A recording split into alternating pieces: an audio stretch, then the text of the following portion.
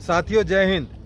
जिस तरह से अभी पीसीआर की कॉल केजरीवाल के सरकारी आवास पर हुई, शीश महल पर हुई, और जो वहाँ के दृश्य देखने के लिए मिले कितना रोमांचित करने वाले थे, कितने खूबसूरत लम्हे थे। किस तरह से शीश महल जो 70 करोड़ रुपए का, कोई 100 करोड़ का अनुमान लगाया जाता है, कि किस तरह के दृश्य वहाँ फिल्माए जाते हैं। जो भाभी जी हैं और सो कॉल्ड महिला आयोग की इतनी बड़ी अध्यक्षा रही हैं, जिस तरह से उनके बारे में चर्चाएं सुनने में आ रही हैं, कॉरिडोर्स के अंदर विस्पर्स हो रहे हैं, वो बात पब्लिक डोमेन में नहीं लाई जा सकती, परंतु सबको धीरे धीरे समझ में आ रहा है कि वहाँ पर क्या चल रहा था और आगे क्या होने वाला है।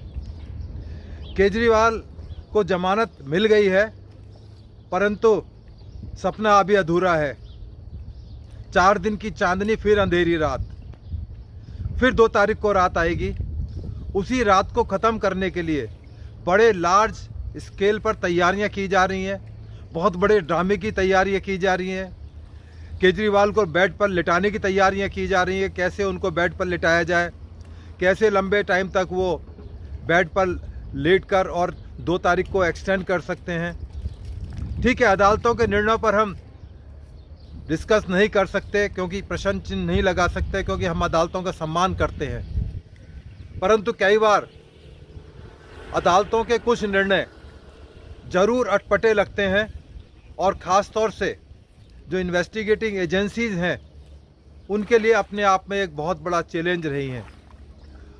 अब जो जिस मामले में केजरीवाल की गिरफ्तारी हुई, 10-10 बार जाकर उनको कोर्ट में इन्वेस्टिगेशन ज्वाइन नहीं कर रहे थे, बड़ी मुश्किल से वो कामयाबी हासिल हुई इन्वेस्टिगेटिंग एजेंसीज़ को, ईडी को। और जिस तरह से दिल्ली पुलिस ने क्राइम ब्रांच के उनके घर पर गई, मारलीना के घर पर गई, परंतु पूरा ड्रामा अभी शुरू हुआ है, अभी पटाक्षेप होने में देर लगेगी।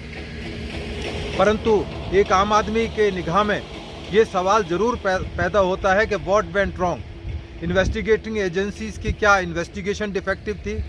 क्या जिस तरह से बेल के हालात तैयार किए गए, बेल की वजह बताई गई, क्या उनमें कुछ था, तथ्य था, नहीं था? क्योंकि बहुत सारे मामले, ये प्रेसिडेंट बनेगा, नज़ीर बनेगा, सुप्रीम कोर्ट का फैसला है, कोई छोटी कोर्ट का फैसला नहीं है। अब कोलिजियम पर सवाल पैदा करने लोगों ने शुरू कर दिए हैं। तमाम सोशल मीडिया भरा पड़ा है कि ये जो कोलिजियम सिस्टम है, इसी की वजह से ये जो निर्णय है किस तरह से बदले जाते हैं, चेंज किए जाते हैं, रातों रात उनका इस्तेमाल गलत तरीके से होता है। वो निर्णय तो आने वाले टाइम में कोलिजियम ही करेगा या सरकारें तय करेंगी, पर आम आदमी के मन में, और ख़ास तौर से जो इन्वेस्टिगेशन में जो अधिकारी लगे होते हैं, उनके लिए एक ज़रूर अस्थायी निराशा हो सकती है। क्योंकि इन्वेस्टिगेशन करना बड़ी मेहनत और बड़े कानूनी तरीके से उसको सरंजाम देना, अदालतों तक पहुंचाना, अपने आप में एक बहुत बड़ा चैलेंज रहा है। और ईडी के जिन अधिकारियों ने, जो इन्वेस्टिगेटिंग ऑफिसर है, मैं उनको धन्यवाद देता हूं कि उन्होंने बिना विचलित हुए अपनी तमाम जांच की प्रक्रियाओं को पूरा करके और जिस तरह से केजरीवाल को जेल पहुंचाया। अब उसी क्रम के अंदर और बहुत सारे मैटर ऐसे हैं कि जिसकी इन्वेस्टिगेशन अभी उन्होंने बकाया है। एनआईए ने अभी एक टेकअप किया है मैटर, जल्दी ही उसके अंदर एमएचए ऑर्डर करेगी और उसकी इन्वेस्टिगेशन शुरू होगी। अभी मुश्किलों का दौर शुरू हुआ है। कब तक आप अपना मुंह छिपा छिपा कर इस तरह के आदेश लेंगे?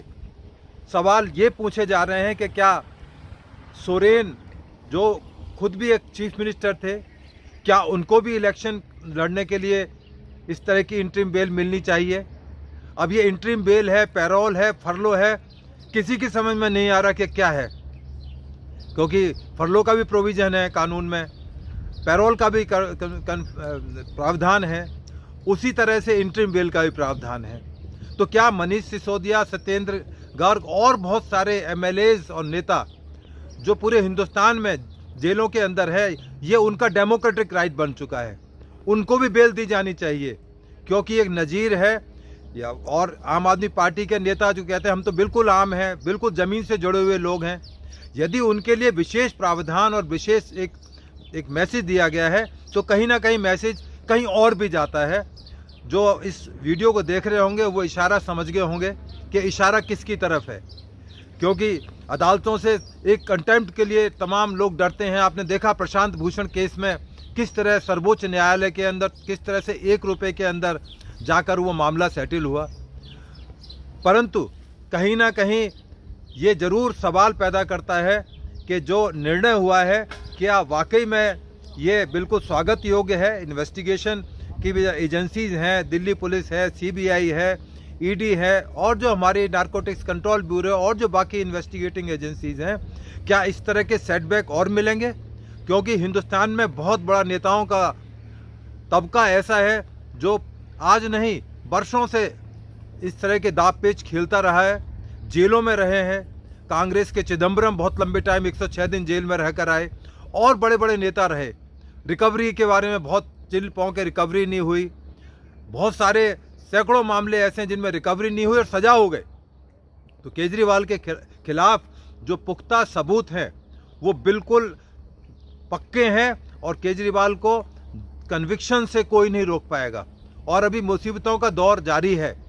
जो PCR की कॉल के जो हालात थे, अभी उसके हालात अभी और संगीन होने वाले हैं, क्योंकि जैसे ही ये तमाम लोग जेल से बाहर आएंगे, चाहे मनीष सिसोदिया हैं, सत्येंद्र जैन हैं, उनके और MLAs हैं, इस तरह की खबरें आ रही हैं कि बहुत तगड़ी जूता में पुजारी होने वाली है।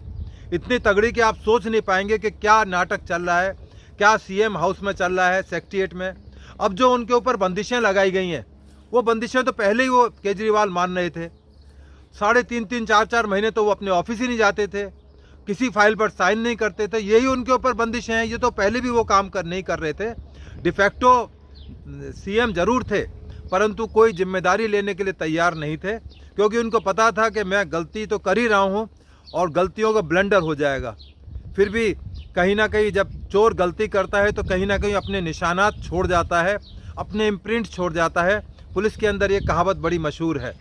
तो उनके बहुत सारे इम्प्रिंट्स, बहुत सारे निशानात इन्वेस्टिगेटिंग एजेंसीज ने ढूंढ लिए हैं। आने वाला टाइम केजरीवाल के लिए बहुत मुसीबतों भरा होगा और दिल्ली की नहीं पूरी हिंदुस्तान की जनता को जवाब देना होगा कि जिस तरह से उन्होंने ये बेल उनको मिली है, इंटरिम बेल, जिसके बारे में तमाम दबी जवान से बात कर रहे हैं, वो तमाम बातें भी आएंगी। क्योंकि पब्लिक ने वो भी दृश्य देखे हैं जब कोविड के दौरान बड़े बड़े जुडिशियल ऑफिसर्स को दिल्ली सरकार ने ऑबलाइज किया था। बड़े बड़े एडवोकेट्स, बैटरी ऑफ लॉयर्स उसके अंदर लगाए गए हैं केजरीवाल के लिए। क्या ये सरकार के पैसे से इलेक्शन लड़ रहे हैं या केजरीवाल इतने बड़े वकीलों की फीस को खुद अफोर्ड कर सकते हैं? ये बहुत बड़ा सवाल है। हर दूसरे दिन उनकी एप्लीकेशन, हर दूसरे दिन सुप्रीम कोर्ट में एप्लीकेशन, हाई कोर्ट में एप्लीकेशन, ट्रायल कोर्ट्स के अंदर एप्लीकेशन, सेशन कोर्ट के अंदर एप्लीकेशन, तमाम तरह की प्रक्रियाएं, जितने दावपेच वो खेल सकते हैं खेल रहे हैं। परंतु मेरा फिर कहना है कि केजरीवाल, तुम्हारे लिए आने वाला समय अच्छा नहीं है। आप कितने भी दावपेच खेल लो, अब जनता तुम्हारे षड्यंत्र को समझ चुकी है। अब तुम्हें शीश महल भी छोड़ना पड़ेगा और दिक्कतों का सामना, अब आपके सामने पहाड़ टूटने वाला है। कब तक आप इन चीज़ों से हेरा फेरी करके अपने आप को बचाओगे? तो इसलिए आप तैयार रहो दोबारा जेल जाने के लिए। आप जो ड्रामा करने की तैयारी कर रहे हो कि मेडिकल ले लूँगा, बीमार पड़ जाऊँगा या और कोई ड्रामा कर जाऊँगा या गायब हो जाऊँगा, वो कर नहीं पाएंगे। ठीक है, आप ये बड़े ही एक अजीब स्थिति पैदा हो गई है। आप जब जेल में रहते हैं तो आप CM होते हैं, जेल से बाहर आने के बाद आप CM नहीं होते। एक अजीब सी स्थिति पैदा हो गई है। आप अपने ऑफिस नहीं जा सकते हैं, जेल में बैठे हुए आप CM हैं। तो पब्लिक, जो पढ़ी लिखी पब्लिक है, जो कानून की बात को समझती है, जो लॉ अबाइडिंग सिटीजन है, उनके मन में ज़रूर एक अविश्वास और भ्रांति पैदा हुई है। परंतु आने वाले टाइम में ये देश भारत है, ये जब अपनी पर आएगा तो आपको छोड़ेगा नहीं। आपकी एक एक पैसे का जो करप्शन से आपने इकट्ठा किया है उसका हिसाब किताब होगा। जितने लॉयर्स को आपने ये फीस दे रहे हैं, करोड़ों रुपए आप उस पर पानी की तरह दिल्ली सरकार का बहा रहे हैं, टैक्स का पैसा बहा रहे हैं, ये पब्लिक आपसे ज़रूर सवाल पूछेगी। और अब आपके बुरे दिन शुरू हो चुके हैं। Your countdown begin. और आने वाले टाइम में आपको बहुत लंबे टाइम तक जेल में रहना है, इसलिए तैयारी पूरी करके जाना। मफलर और तमाम चीज़ों का इंतजाम कर लेना, क्योंकि पहले भी जब आप जेल गए थे तो जब जेल में मच्छर काटे थे तो आप दौड़कर पटियाला हाउस कोर्ट में बेल लेने के लिए पहुंच गए थे। अब आप कहाँ जाओगे बेल लेने के लिए? उसी चीज़ का हम इंतज़ार कर रहे हैं। और आपकी एक एक एक्टिविटी पर एक आम आदमी की निगाह है। आम आदमी आप वाला नहीं, जो भ्रष्टाचार को प्रमोट करते हैं, जो फ्री के चक्कर में फ्री जो बीज आप बांट रहे हैं, बिजली पानी के रूप में बांट रहे हैं, वो नहीं। जो आम आदमी दिल्ली का है, जागरूक इंसान है, वो ज़रूर समझ चुका है आपके दाव पेचों को, और आने वाला टाइम मुश्किलों से भरा होगा। जय हिंद साथियों। और मेरे जितने भी इन्वेस्टिगेशन से जुड़े हुए साथी हैं, उनको घबराने की ज़रूरत नहीं है, क्योंकि इस तरह की चीज़ें, उनके खिलाफ स्ट्रक्चर, तमाम चीज़ें अदालतों से अक्सर होती रही हैं। और उसमें जो अच्छे इन्वेस्टिगेटिंग ऑफिसर हैं, जो लॉ पॉइंट्स पर इन्वेस्टिगेशन करते हैं, उनको हमेशा इनकरेज करना हम सब की जिम्मेदारी है, प्रत्येक हिंदुस्तान के नागरिक की जिम्मेदारी है, कि ऐसा ना हो कि हमारे साथियों का प्रोत्साहन टूट जाए, वो झुक जाएं, सोचें कि क्या फ़ायदा इन्वेस्टिगेशन का, ये तो एक ऐसा वर्ग पैदा हो गया है जो अपने लिए बेल भी ले सकता है, इंटरिम बेल भी ले सकता है, और जेल में मसाज भी करा सकते हैं, सारी फैसिलिटी ले सकते हैं। परंतु ये अच्छा मैसेज नहीं है, इतना ज़रूर कहा जा सकता है। आने वाला टाइम आपको बताएगा। आप दिल्ली नहीं, पूरे हिंदुस्तान से आप जीरो हो जाओगे, बिग जीरो बन के निकलोगे। धन्यवाद साथियों। जय हिंद।